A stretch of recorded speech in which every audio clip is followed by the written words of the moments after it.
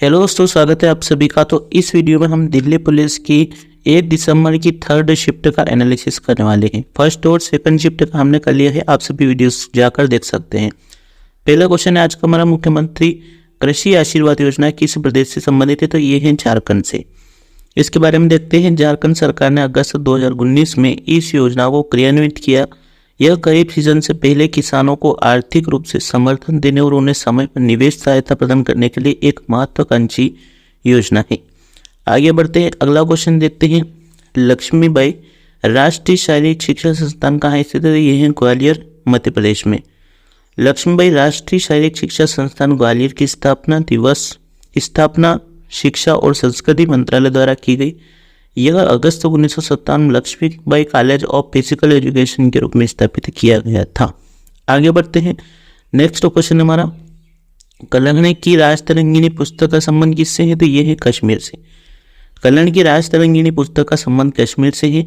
यह संस्कृत में लिखा गया एक महाकाव्य है और इसकी रचना 1148 से 1150 के बीच हुई। यह कश्मीर के इतिहास पर आधारित है। ठीक है, अगले क्वेश्चन की ओर बढ़ते हैं। इंदिरा गांधी ने कौन सी समिति बनाई जिसमें मौलिक कर्तव्य जोड़े गए थे? तो ये स्वर्ण सिंह समिति बनाई थी। इंदिरा गांधी के नेतृत्व में भारत के संविधान में मौलिक कर्तव्य को जोड़ा गया था। सरकार द्वारा गठित स्वर्ण सिंह समिति की सिफारिश द्वारा 42वें संशोधन 1976 द्वारा नागरिकों के मौलिक कर्तव्यों को संविधान में जोड़ा गया था। आगे बढ़ते हैं। अगला क्वेश्चन है, संविधान सभा की पहली बैठक कब हुई थी? 9 दिसंबर 1946 को। भारतीय संविधान सभा की पहली बैठक 9 दिसंबर 1946 को हुई थी और यह बैठक नई दिल्ली के कॉन्स्टिट्यूशन हॉल में हुई थी और इस हॉल को संसद भवन के केंद्रीय कक्ष के नाम से जाना जाता है।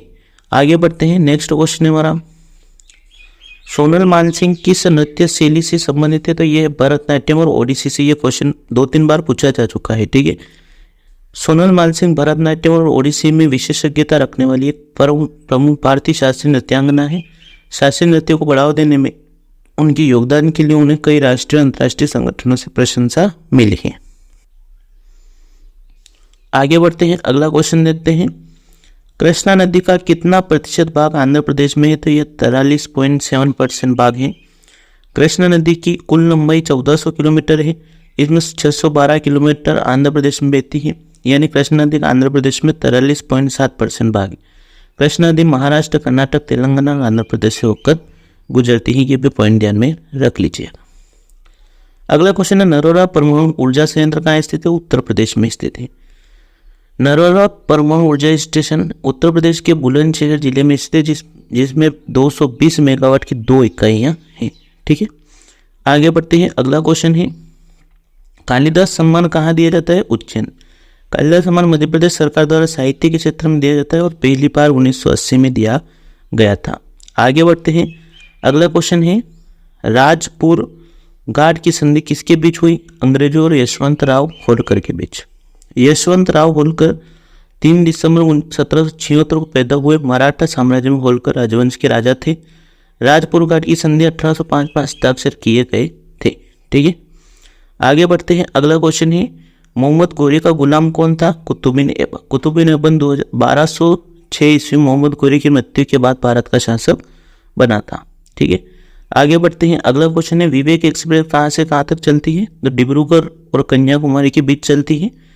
विवेक एक्सप्रेस असम के डिब्रूगढ़ से तमिलनाडु के कन्याकुमारी तक चलती है और यह भारत की सबसे लंबी दूरी तय करने वाली ट्रेन है।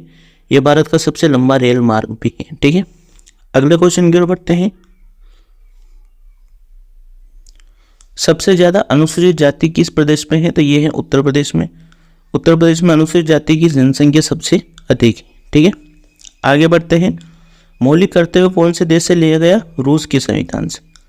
मौलिक कर्तव्य का विचार रूस के संविधान से प्रेरित है और इसे 42वें संविधान संशोधन अधिनियम 1976 द्वारा स्वर्ण सिंह समिति की सिफारिश पर संविधान के भाग 4A में शामिल किया गया था।